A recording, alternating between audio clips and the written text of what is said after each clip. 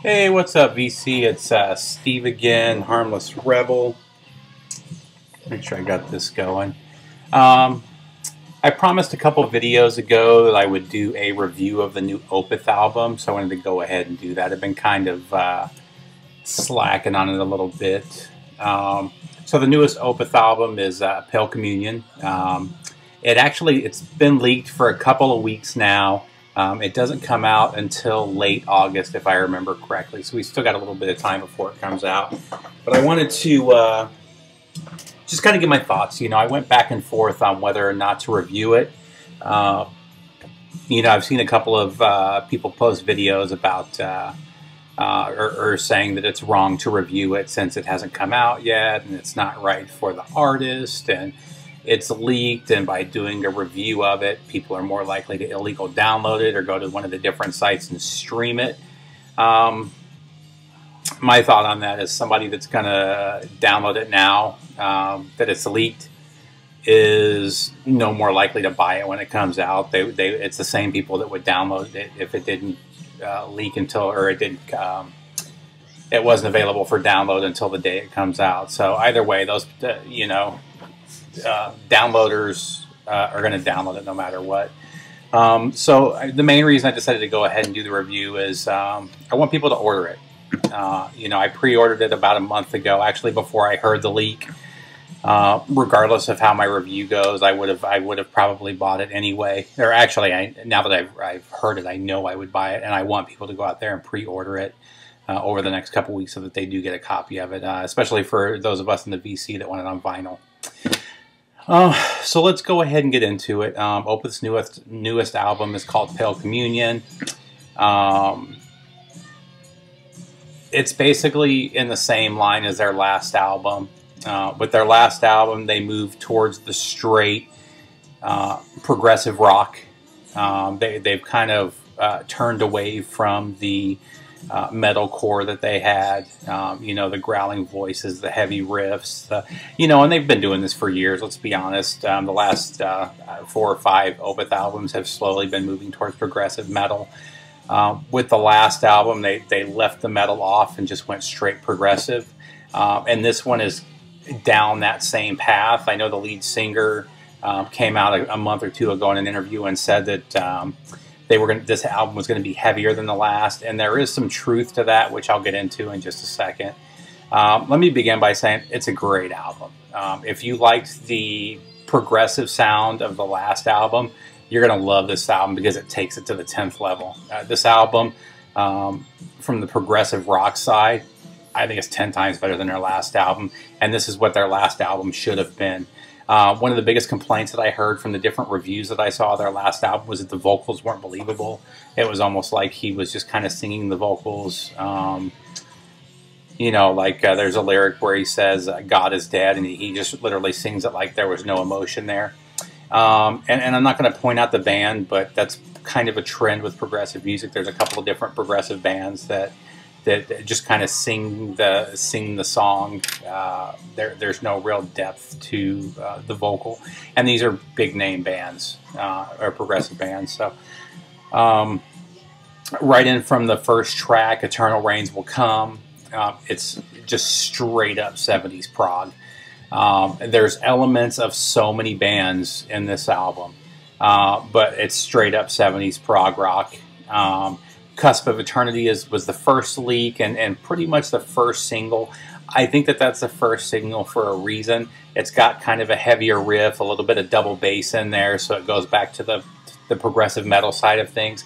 Actually, the main riff of that song, Cusp of Eternity, reminds me of Images and Words era Dream Theater.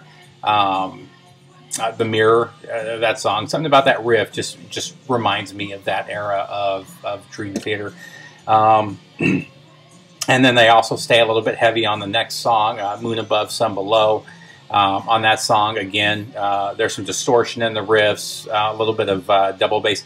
It does also kind of have a Pink Floyd feel to it with the bass line and some of the song structure. And then going back to Eternal Rains Will Come, the first song. That one, when the vocal track kicks in, it reminds me of the vocal track from Don't Fear the Reaper, the effects that are used with the multiple vocalists or the overdubbing the voices, which is a really cool effect.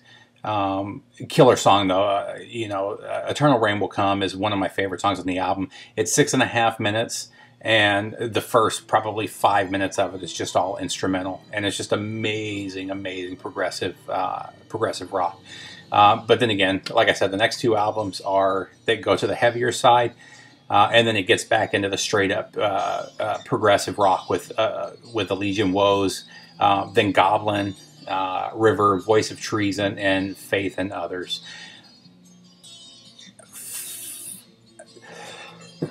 Excuse me. Cusp of Eternity and Moon Above, Sun Below, the two heavier songs, sadly they just don't fit, and I think those are the two weakest songs on here. It's not that they're bad songs, they just don't fit with the rest of the album. They start off with Eternal Rain Will Come with this real nice progressive rock, and then from there it's almost like they forced these two more progressive metal albums. They forced themselves to write these to appease those people that complained about the lack of distortion and the lack of metal vocals in the last album. And that's what I hear when I listen to it. Eternal Rain comes in with this amazing, amazing prog rock. And then you go into these two progressive metal songs, and then back to this amazing prog rock. And the progressive metal tracks, Cusp of Eternity, and they're literally the weakest tracks on the album. If they would have just left those off and just kept the 45 minutes remaining, this would have been a perfect album in my opinion. Again, they're not bad songs. That's kind of the downside of modern music. It's about the downloads. It's not about the album and the concept. So, like I said, those two kind of ruined it for me. However, the rest of the album is amazing. And whereas the last album, I think most of the album sounded like King Crimson, different elements. You hear elements of King Crimson. You hear elements of Marillion, a lot of Marillion in this album. A lot of the musicianship, just it screams Marillion. Another one that you hear a lot of is early Emerson, Lake and Palmer, when they were more progressive psych. There's a lot of progressive psych in here. You get a lot of that the psych keyboards or the psych synths, however you want. I don't know if they call them keyboards or synths. And actually the synth work and the drums are the high points.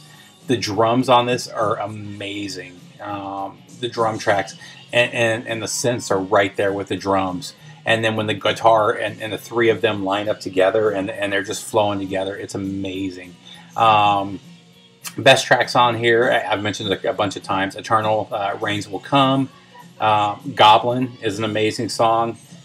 River, Voice of Treason, and Faith and Others. Actually, with the exception of those two songs where they tried to be heavier, it's a pretty much flawless album. I highly recommend that you order it. It is a good album.